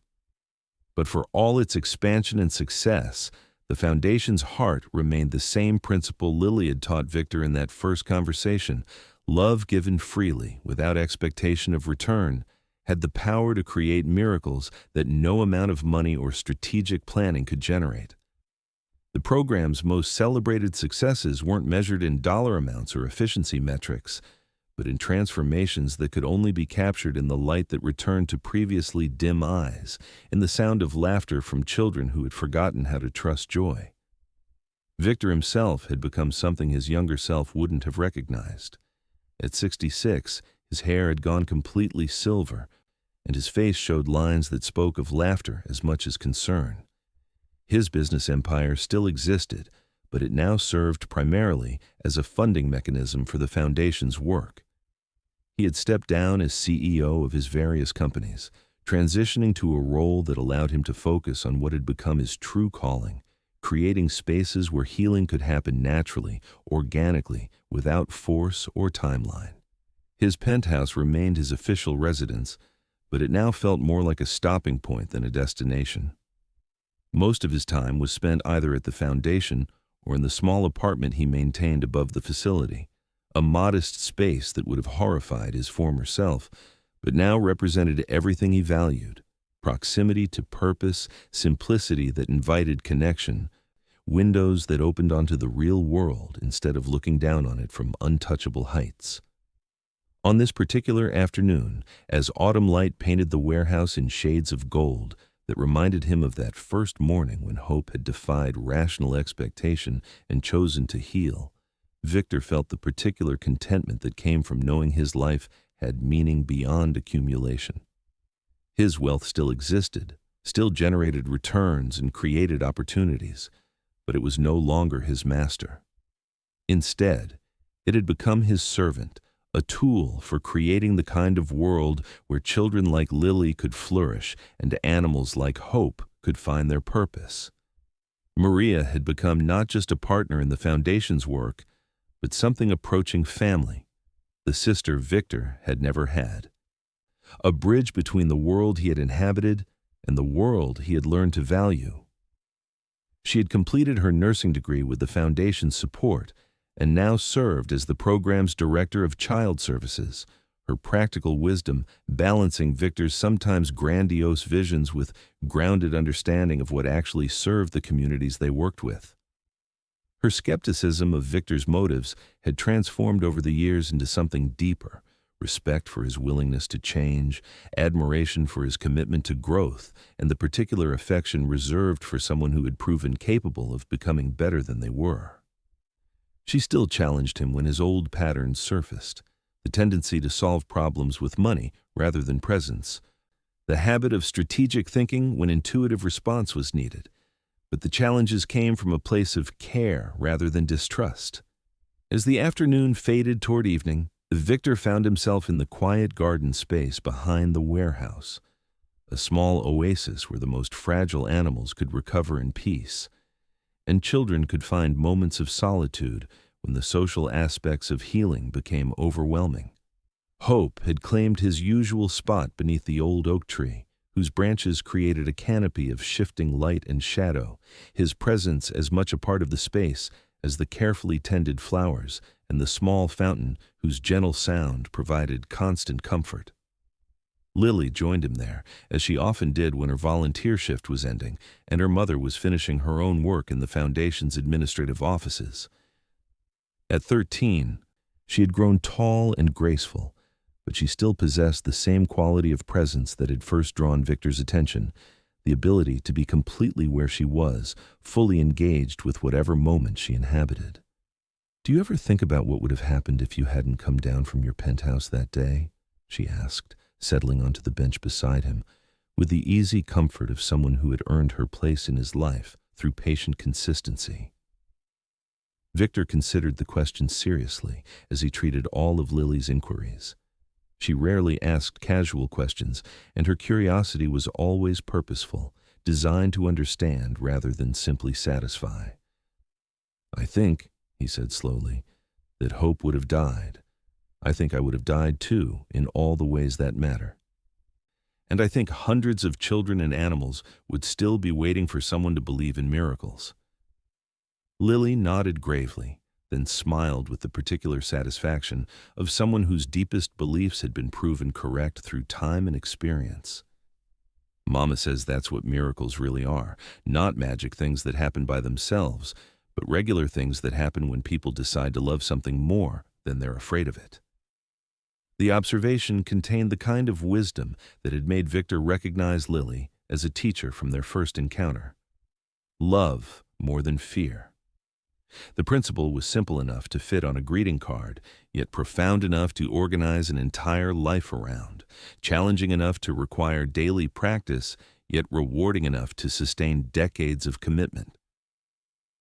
As the sun set over Chicago, painting the sky in shades of rose and gold that transformed the familiar cityscape into something ethereal, Victor felt the deep satisfaction that came from a life well lived rather than merely successfully managed. The numbers in his various accounts continued to grow, the investments continued to generate returns, the portfolio continued to expand. But those measurements had become background music rather than the symphony of his existence.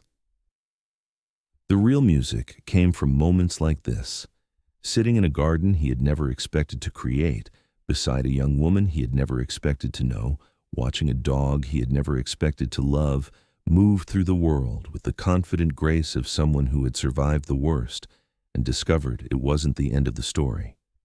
The real wealth was measured in transformations he witnessed daily, in the sound of children's laughter echoing through spaces dedicated to healing, in the knowledge that love freely given had created cascading miracles that would continue long after he was gone.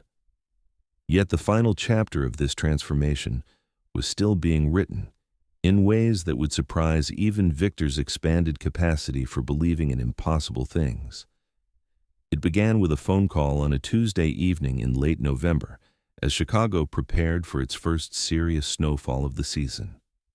Victor was in his foundation office, reviewing applications from children who wanted to join the program, when his assistant forwarded a call that would change everything once again. The voice on the other end was crisp, professional, and completely unexpected. "Mr. Langston, this is Catherine Williams from the MacArthur Foundation. I'm calling to inform you that the Hope Foundation has been selected as a recipient of our annual Innovation in Community Healing Grant. It's a 5-year, $10 million award designed to help you expand your model nationally." Victor felt the phone slip in his suddenly sweaty grip. The MacArthur Foundation, one of the most prestigious philanthropic organizations in the country, was offering funding that would transform the Hope Foundation from a local success story into a national movement. It was the kind of recognition that his former self would have celebrated as validation, proof that his vision had been correct and his methods sound. But his first instinct wasn't celebration, it was fear. Fear that external funding might compromise the intimate, personal atmosphere that made the foundation effective.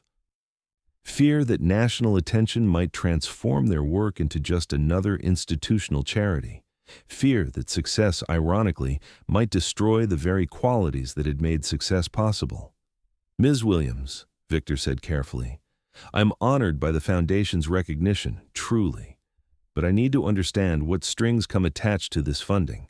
What oversight, what requirements, what changes would you expect us to make?" Catherine Williams laughed, a sound that carried genuine warmth despite its professional context. "Mr. Langston, we've been studying your program for over a year. Site visits, interviews with participants, analysis of your outcomes data. What impressed us most wasn't just your results, though those are remarkable. It was your methodology, the way you've managed to maintain quality while growing, the attention to individual needs within a systematic approach, the integration of healing that serves both human and animal participants." She paused, and Victor could hear the rustling of papers in the background. "The MacArthur Foundation doesn't hand out prescriptive grants, Mr. Langston. We identify innovations that work and provide resources to help them flourish.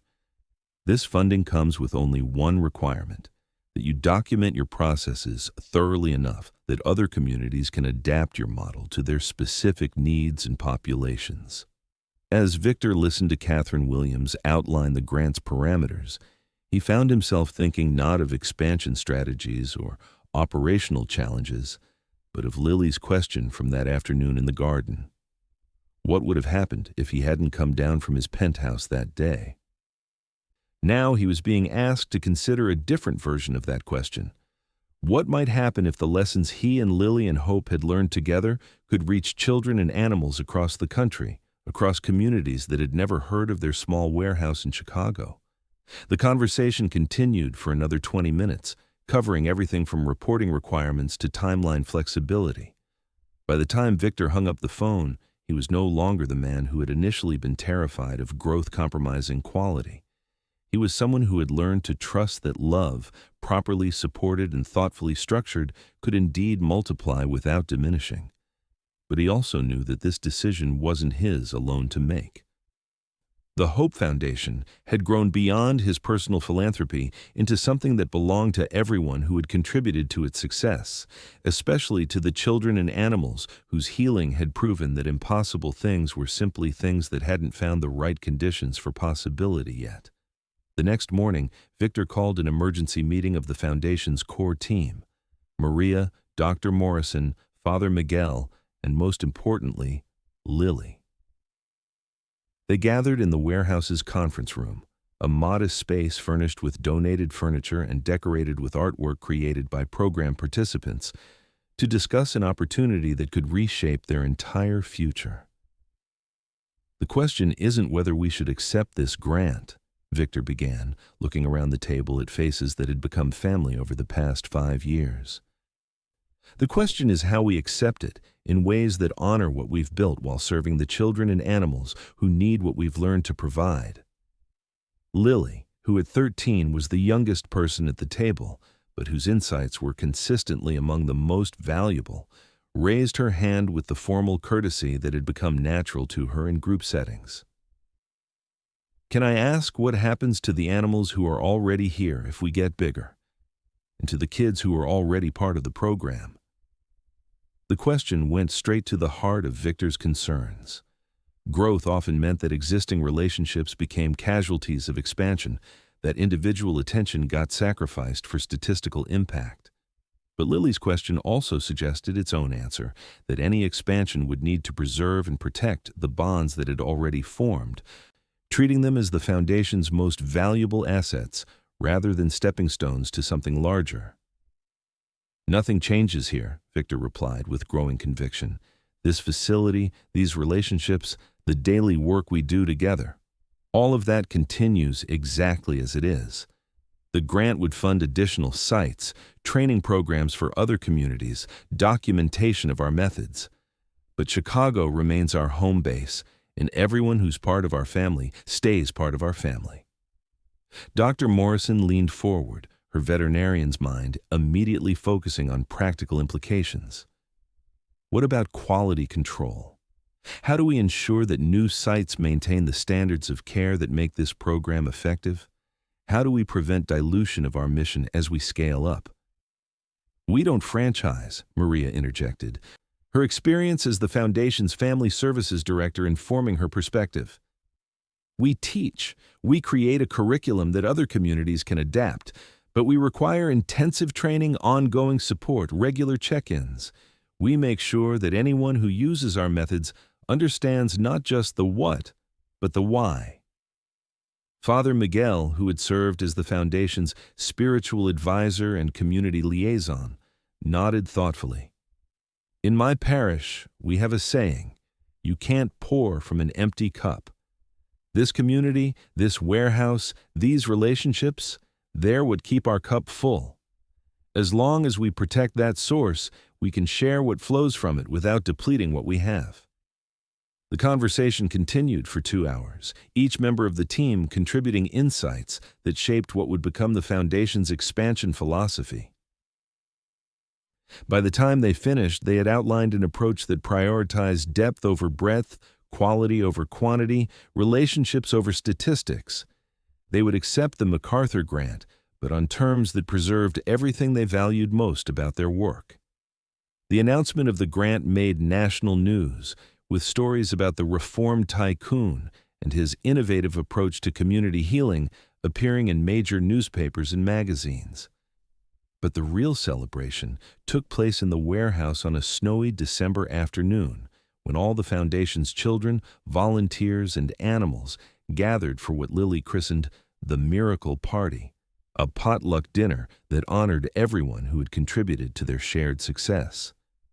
Victor found himself seated at a table with Marcus and Shadow, Lily and Hope, Maria and 3 of her nursing school classmates who had become regular volunteers, Dr. Morrison, and 2 veterinary students who were writing their theses on animal-assisted therapy. Around them, dozens of other tables held similar configurations: Children and adults, animals and humans, all connected by the understanding that healing was not an individual achievement, but a community effort. As the evening wound down and parents began collecting tired children, Victor stepped outside into the garden space behind the warehouse.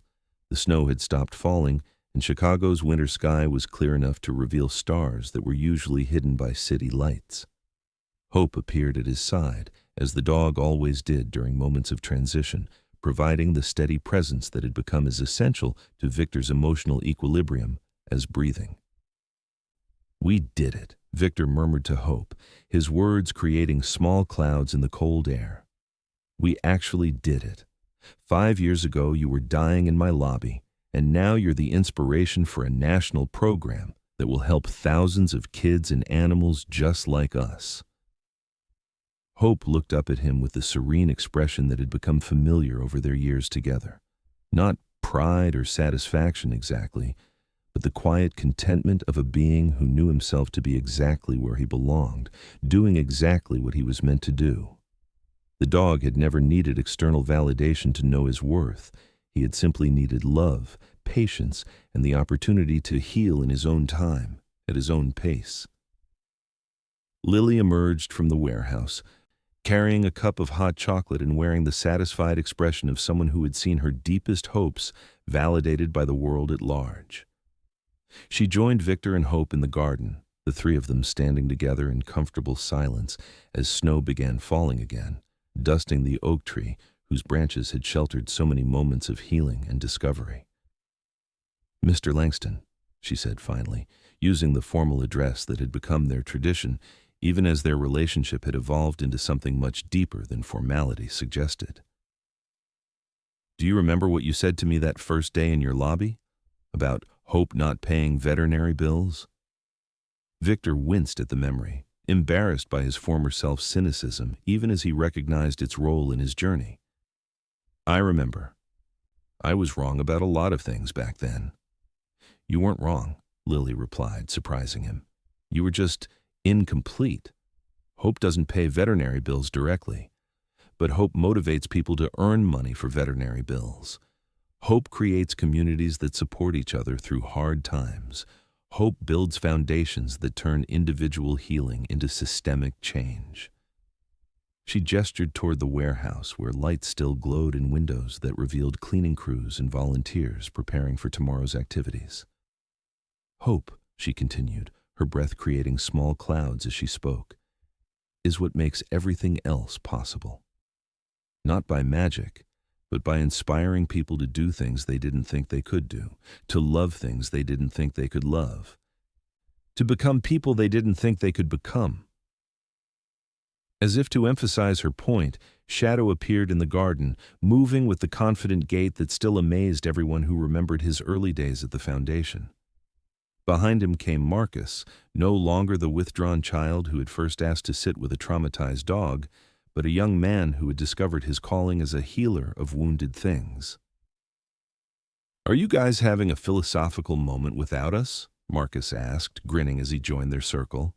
Over the years he had grown tall and lean, but his eyes still held the compassion that had made him Shadow's perfect partner. "Because Shadow and I have opinions about Hope, too."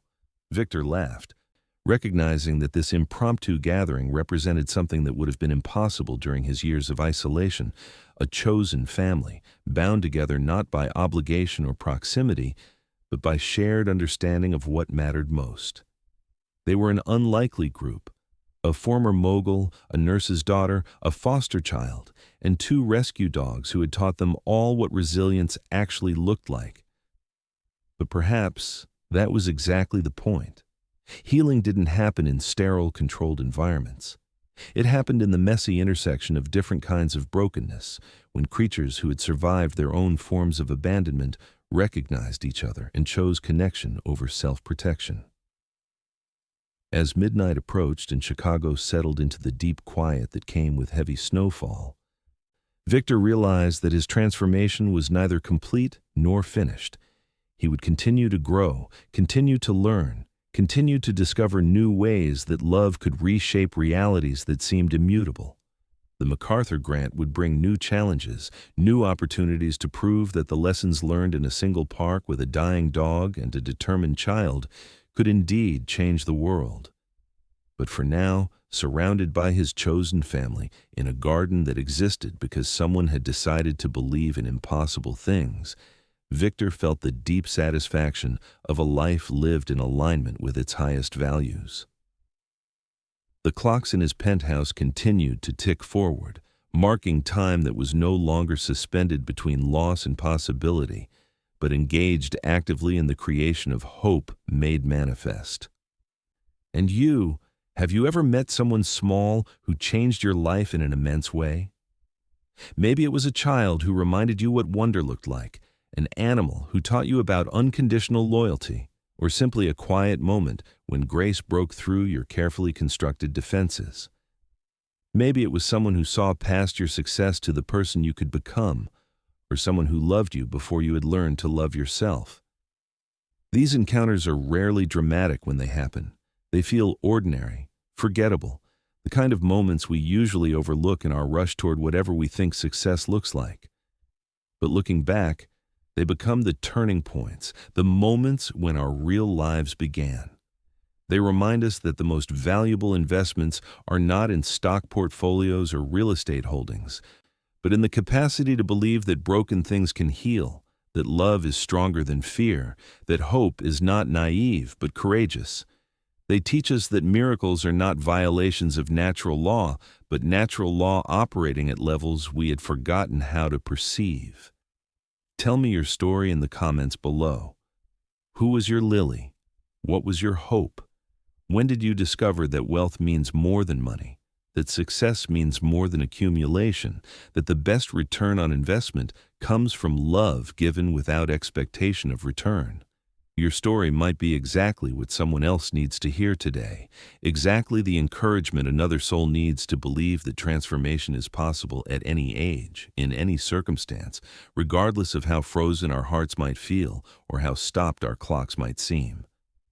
If this story touched something in your heart, if it reminded you of the possibility of healing or the power of love to create impossible realities, please leave a like and subscribe to this channel.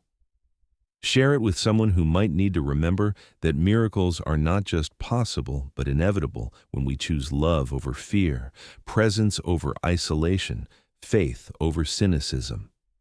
Because somewhere out there, another Victor is sitting alone in his tower, another Lily is caring for something the world has dismissed as worthless, and another Hope is waiting for the kind of love that makes impossible things not just possible, but beautiful.